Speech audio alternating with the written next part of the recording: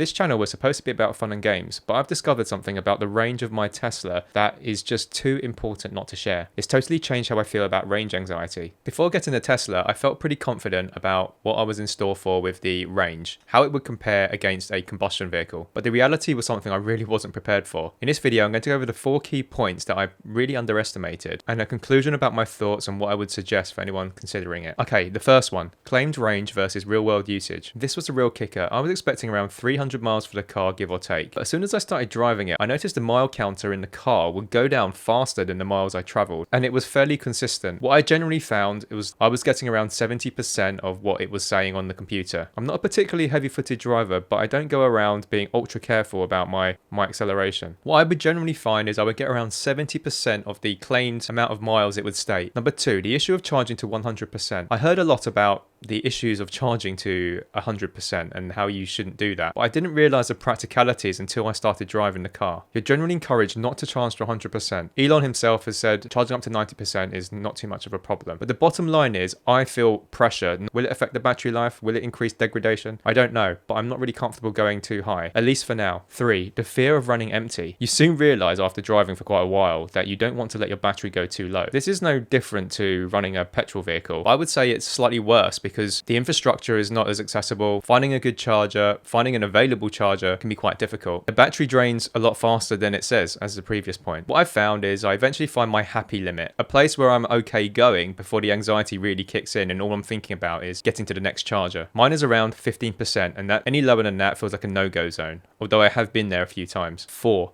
overnight battery drain. This is not such a big deal, but it wasn't something I thought about before getting the car. What I've found is I generally lose around 1 to 3 miles a day, and with Sentry mode on, that can be as high as 15. 5, the conclusion. So how much usage can you get out of the car if you were to treat it like a normal combustion car? Filling up and then letting it go down to the lowest point before filling it up again. So it's not as good as I hoped. Here's the breakdown.